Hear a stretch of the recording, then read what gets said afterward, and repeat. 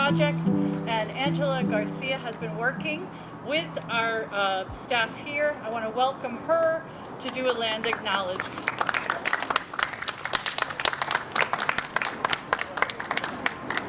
Thank you so much. Good afternoon. Buenas tardes. Welcome to Morris-Jumel. We honor and acknowledge the significant history of Indigenous Black Americans and other communities of color who have made and continue to make invaluable contributions to the neighborhood that surrounds the mansion today.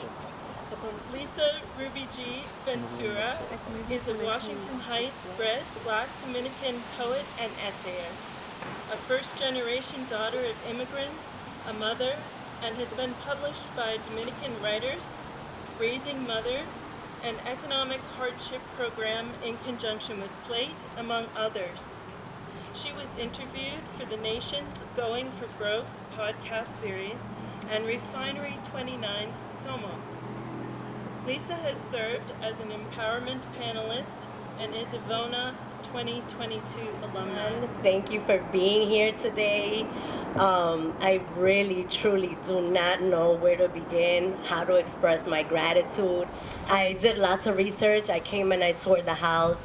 I will be honest and say I did not know this place was here. And I grew up in 193rd Street and 4 George Avenue and had no idea this mansion was here.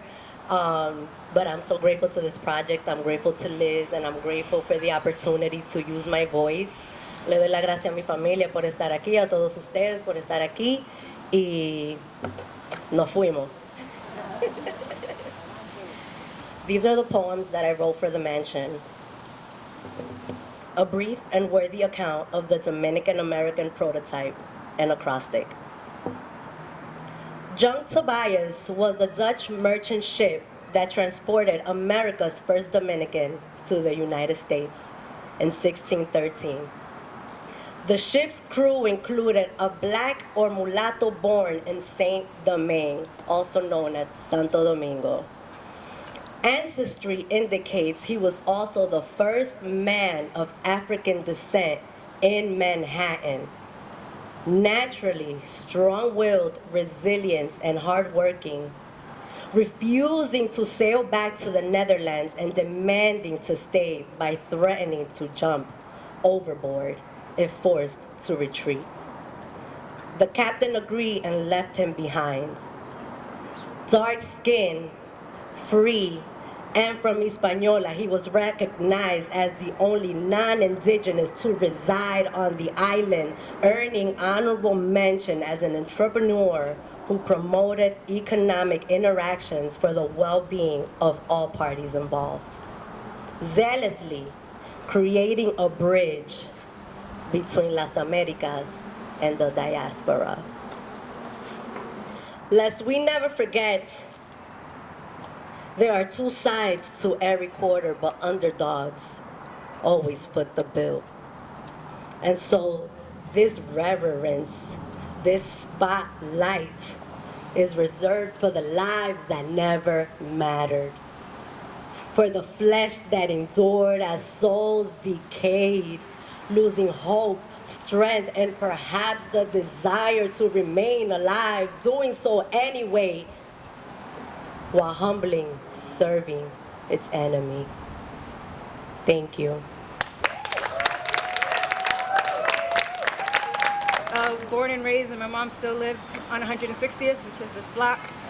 I grew up, played around here, kissed some boys around here, don't tell me that. And never, ever, ever made it inside. So it was certainly something that was interesting to then have been called to do this project and finally being able to step inside the mansion that kind of, towered over my childhood. Finally made it inside. The land. Don't you feel it?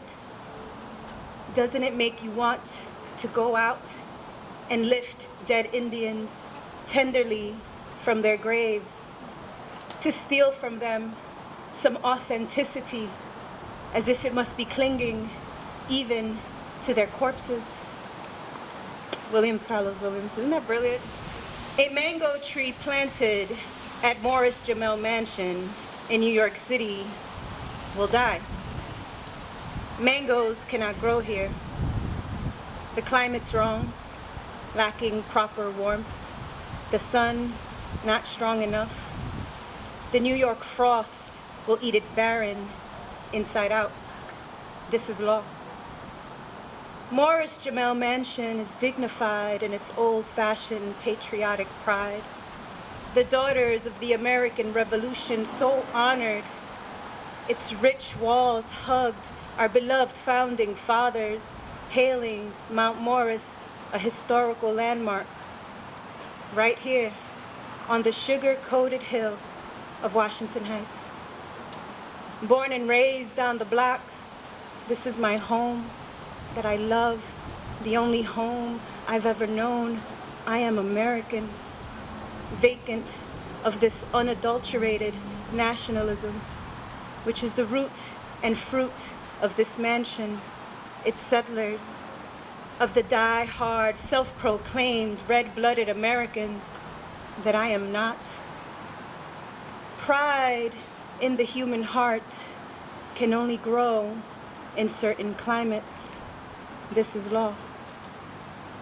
How does pride grow here? In this cold, on this soil? How does it not rot with grief, blood clots, starved with the demoralized smallpox genocides, the Indian wars, the African Holocaust? What compartment in the human genome exists that is big enough, strong enough to suppress this knowledge? How does pride grow here? Yet I am confronted by it, touring the mansion, confused by it as I'm touring the mansion. It is encased in glass. Inside the mansion, mango trees everywhere. Make it make sense. What Frankenstein science could allow such pride to grow wild and flourish into jungles, ferment, get drunk off all the life, liberty, and happiness that it wants, unchecked in a human heart? Can you grow mangoes on the moon and not crack and decompose under the sheer, dense, freezing cold, suffocating darkness of it all? We cannot change history, and facts do not have alternatives. You, proud American, who can house our evil past without pause in your human heart, does it hide from you? Do you mute it? Drown it in pesticides? Is it buried out of sight like the Lenape cemeteries? I just need to know. What do you do with it inside you? Where does it go? That's me.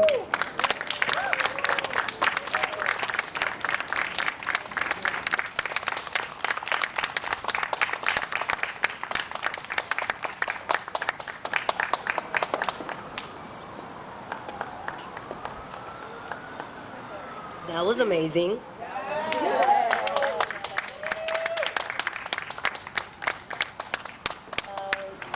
And up next, we will have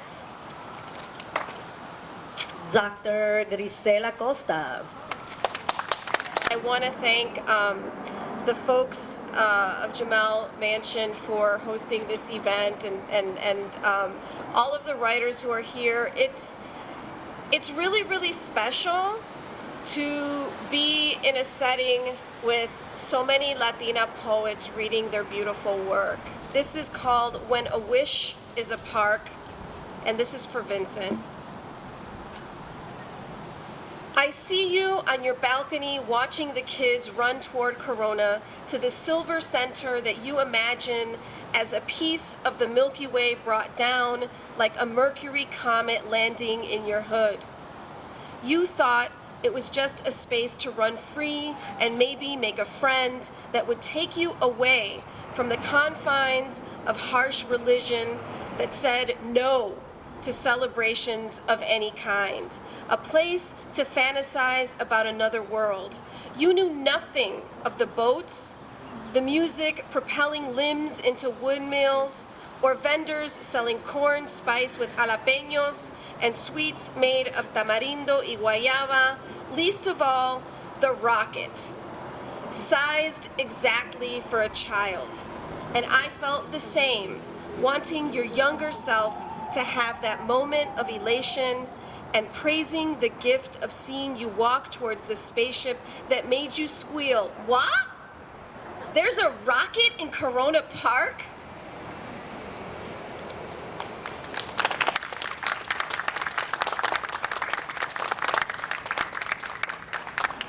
Even though we live on this land, there is no formal sign of us in this park until we get to a corner surrounded by rose bushes, a silver U high on a black monolith created by someone called De Rivera.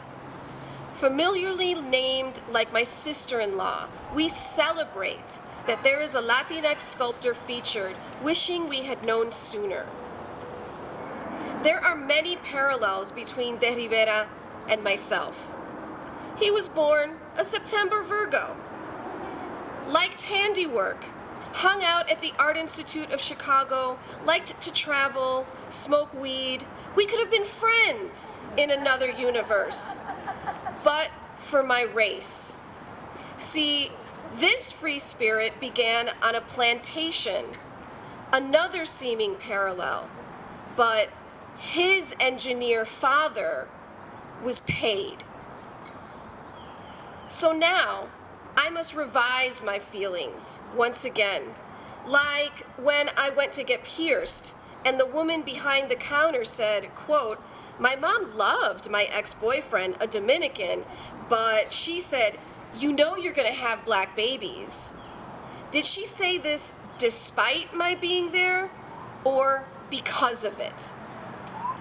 Corona Park on a Sunday is a euphony of Japanese, Spanish, Mandarin, Russian, disco, hip-hop, freestyle, classical, soul, bird calls, squeals of children, bells of elote vendors, and wind swooping through leaves, flags, and metal bent into the shapes of the world. My lover and I so wanted to feel represented by this Spaniard, desiring a name in stone to just for once be ours, someone who came from our neighborhood, a carving making the history we know permanent. But these Spanish names are just as foreign as the English. What are our real names, our real spaces and places after all? Thank you very much for listening. I come from a place of memorization or books. However, for this first poem, I'm going to use my phone. And usually I would tell my kids, don't do that. But I'm doing that today because I'm doing that today. All right, so we're going to start off with the first poem, and that's connected to the reason why we are here today. Ask me what freedom is made of. Stirring the pot, a whisper, gunpowder, Eliza Jumel's wishes, summer homes to own, buy, and sell. Maybe make your slaves create a table to make sure you are always at the head of it.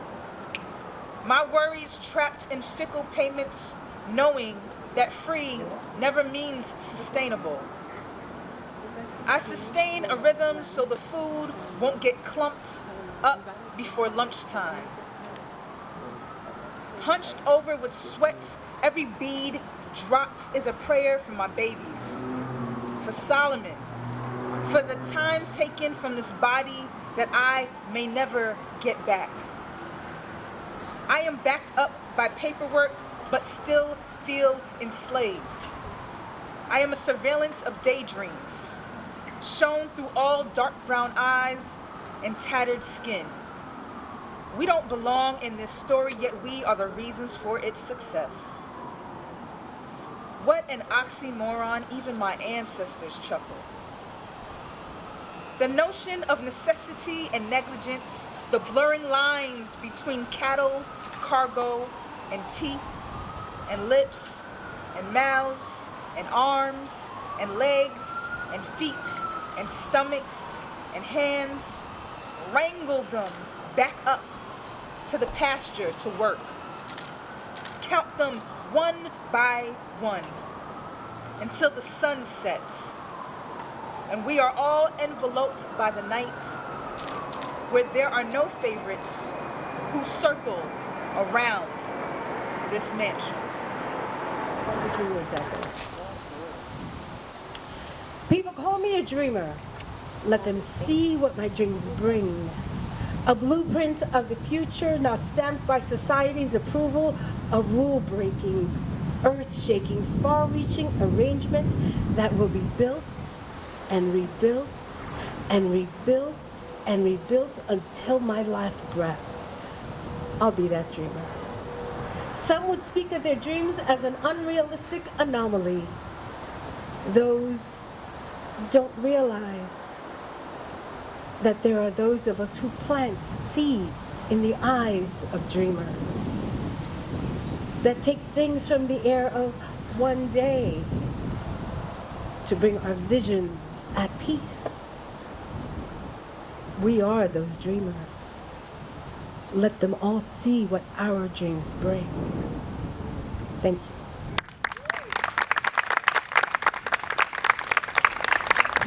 Well, first, I always want to start off by saying thank you. I'm very grateful to be here. Lisa, without you, I wouldn't be standing here. Just like some poets, I do have some memories of this place. My body asks me to let her take a break, take a breath, and instead I take her breath away and silence her with worries. I tie her hands with ropes of fear to take a leap of faith, because faith hasn't really been on my side. Faith hasn't slept on my side. Faith instead stares at me from the other side of the room. Faith hasn't spooned me till I've said goodnight. Faith hasn't played with my curls till my eyes say goodbye. I've been too afraid to take a leap of faith. I wasn't really the type to jump into anything, really, even less if I was taking orders from a stranger. My body became a stranger, one I smiled at in the streets. And although her smile reflects the same sadness mine did, I still didn't have the courage to face her. My body takes the time to tell me things. Instead, I ask my intuition to do itself a favor, place itself on mute, move itself to the back of the line. My body sometimes asks me to hold her. She tells me she'd rather be in the midst of a tornado, drunk in a tsunami, rather peel skin off herself so that all that dead weight can fall right off from me. My body says she'll be seeing me in court soon. She will sue for the right to have her in her own body again. My body whispers to me in my dreams. Why can't I hear my dreams? Are their nightmares just as loud? Or am I too scared to wake up? Right before I came to this event, I found out some amazing news. My book has won an award. And it was because of Angie that I'd even applied, and as soon as I applied, I was like, you're not gonna make it, but just try it. And it's like, at 26, this is the first award I've ever won in my whole entire life, so I came here to share it with all of you. We all win, we're all going up. I am more than a mahogany king engaged in a graceful dance. I am more than a caramel king with a voice not given my chance. I am every brown, dark or light, every shade of black. I am the musician playing blues to Bach, soul to rock, the painter like Monet or Renoir, or as the ancestors from Africa.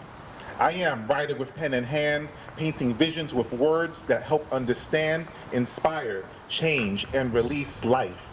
I am the actor in detailed plays that tell a story, my story, breathing life into today. I can be everything and anything. I can be all that God wants me to be. I can have my name in lights on a marquee. My face can be on a magazine, newspaper, or book cover, promoting my worth, my value, my substance. Color me creative.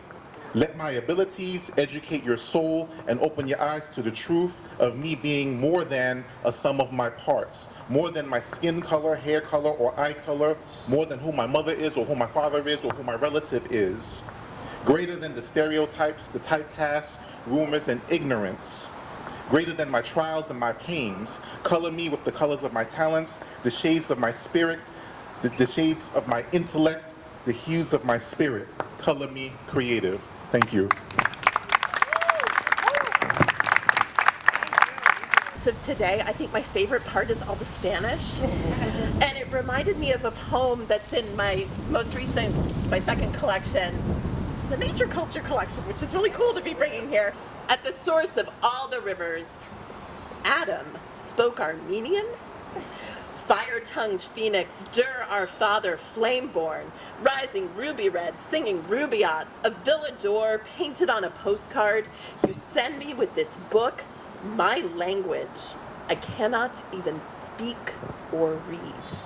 The only word I know is Maya, mater, martyr, the faint rose scent ghosting cedar cabinets, afternoon thunder, black shawl, a plate I eat from mouthing, lost sounds, sacred root words, a holy meal. Who stays, who goes, who decides? I admit I want to walk flattened paths without tripping over stones and roots, and appreciate the goodness the forest steward spreads with volunteers who take back their park.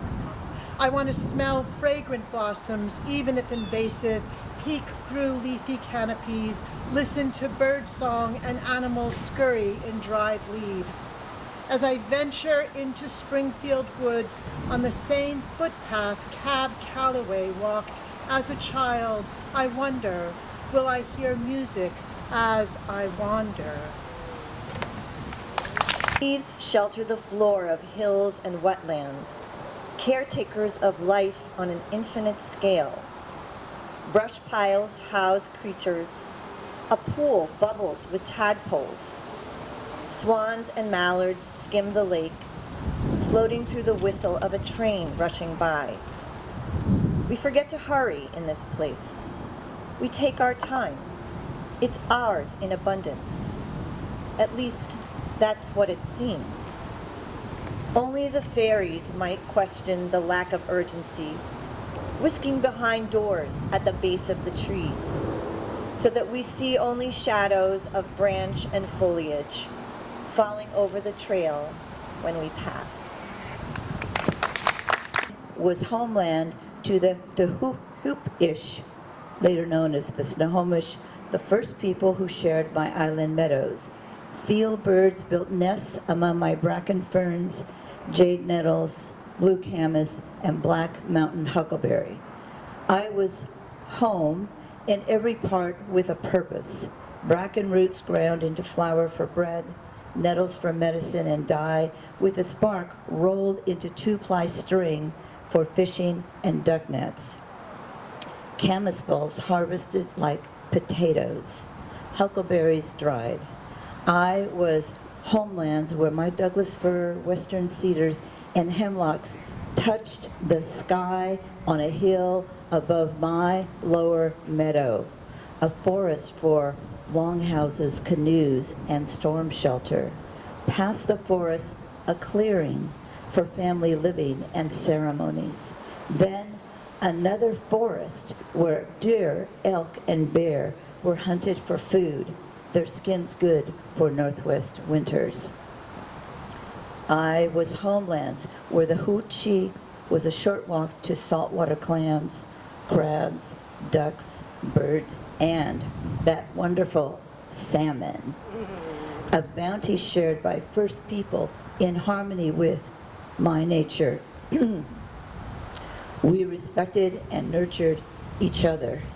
After every fall harvest, and I'm losing my voice here, fire cleared my lower meadow. The winter rain extinguished the flames. I was homelands for tens of thousands of years. We believed it would last forever. You talk shit about your daughter not being like you and how it's hard to believe she came from you. Tú no saliste a mí.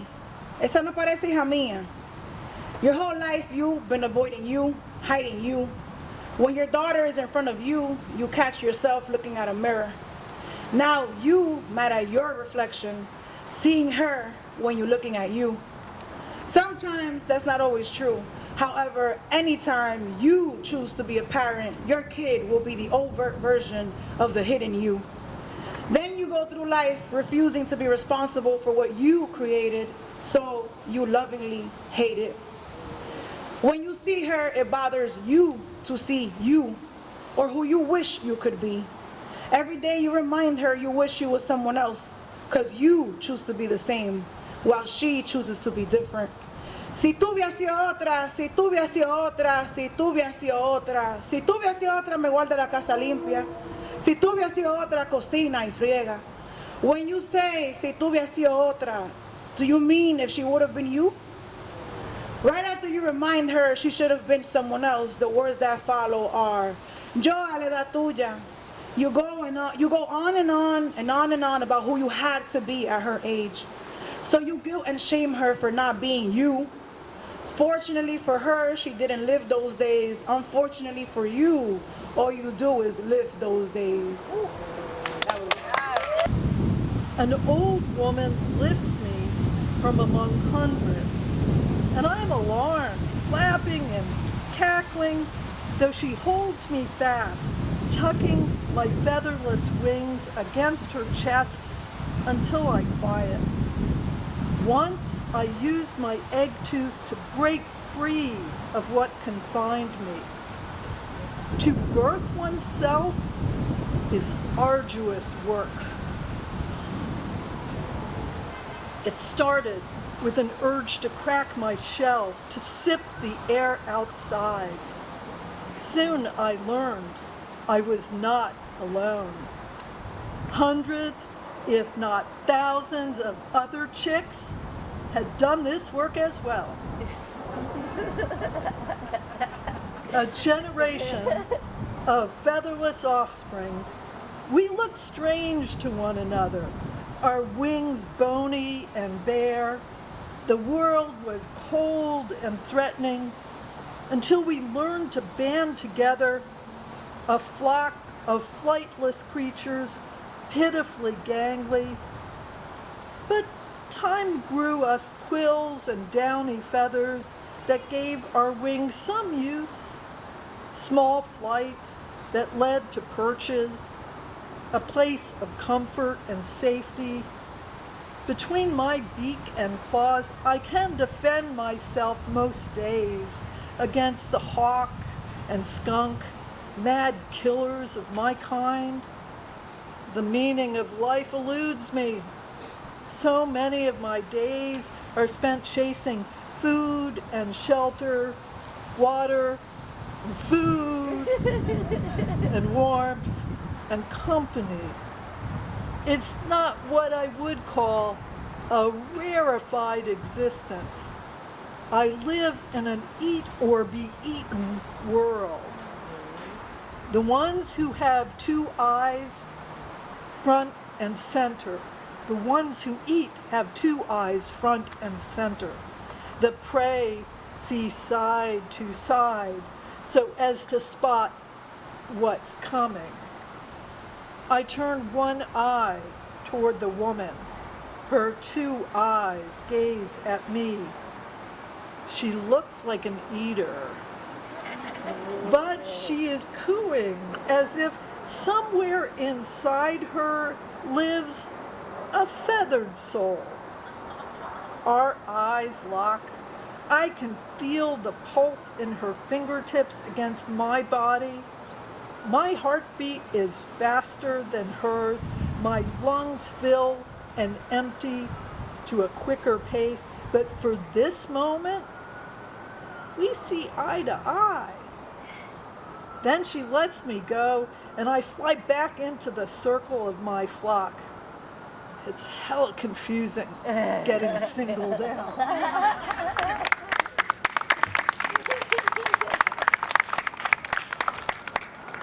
So, hi, my name is Brooklyn. I'm like deadly nervous right now. You're in safe space. I am actually 13, and this is my first.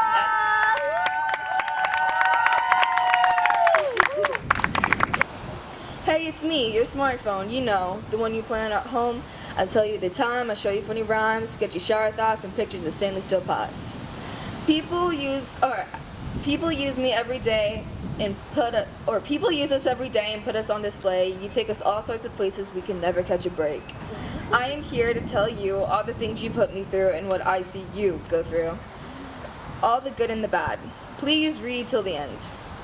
I can play music for you all day, but at some point I become tired and need to rest. I close my eyes and go to sleep until I've recovered and am ready to go again. But now it's time to talk about you and me, and how you use me. Sometimes you lose me and you can't find me. I sit in these dark places waiting for you. Where are you? How could you leave me? I'm scared. Do you detest me? If not, then why did you lose me? On the floor of your car I lay, I feel my life draining away. I feel as if I'm fettered. I feel washed away like a ship gone astray, lost to the rampant waves of waste. You click and touch me all day. In your hands I sit for hours till the morning where I lay. On your bedside table I stay. I can play music for you all day, but at some point I become tired and need to rest. You plug me into this charger thing and it feels rejuvenating and it gives me great energy. I close my eyes and go to sleep until I've recovered and I'm ready to go again, until I've awoken and I've come to serve you again. Sometimes you treat me poorly and hand me off to other people. They use me, abuse me, they torment me all day. In their sweaty palms I lay, they won't put me down. My battery burns in desperation, my energy quickly running out. I'm tired, put me down, then suddenly I feel a bang. I hit the ground, my back cracks, I black out, my body chipped. I think I'm in a shop, my body's still feeling hot. They might be repairing me, all this attention is scaring me. Now I'm back home and my pace feels different. It's been a rough day, but now you want to watch TikTok and burn my battery. I feel as better this cookie dough, being mixed until I am no more. Finally, you put me to rest, but for now, I detest you and I hate this world. Now the good things about you selfish, dishonorable, evil humans. You treat me like I'm your best friend, and it makes me as happy as a human getting Air Force 5s. Sometimes you show you love me, and you treat me good. You barely ever let me die, and when you do, you're rushing to plug me back in. I love that you care enough not to finish me off. When I'm broken, you fix me. You have fancy clothes for me. It's weird that some people call them cases. You take me amazing places. All around the world I go. Japan's Ichiraki ramen. You know, the one that was spilled on me? It was absolutely delicious. Especially in Paris, the crumbs of those macaroons were phenomenal. But if you could please stop spilling stuff on me. A waste of space people think that you are, but I can see how truly special you are. You are. Those messages, those people who talk about you contradict you. I see you see these text messages. You are truly brave, but sometimes you go on these raves and even hit on your friends. You feel bad but won't apologize. I buzz, ringing the rings of the friends you refuse to talk to. You get mad. All of a sudden I'm being thrown across the room. I feel like I'm broken drone crashing. You get mad. All of us. Oh shoot. You tell me you're sorry. Another crack, but this time it's okay. I feel your pain. I feel you slowly waste away. You start to shake, holding me in your hands. You're afraid to see what they say, they hate. But it's okay. Put your earbuds in, listen to your favorite, that weird depressed playlist you have me play. If it helps you, then I'll play it for you. Until you fall asleep, I'll be your music box. You'll play me on repeat, and even though you might see me only as obsolete, replaceable, I'll still be here to tell the time and show you funny rhymes, sketchy shower thoughts, and pictures of stainless steel pots. The Morris-Jumel Mansion is really, really happy to host this kind of interdisciplinary thinking, really thinking about the land, the history, all of the things that make up what this historic place is.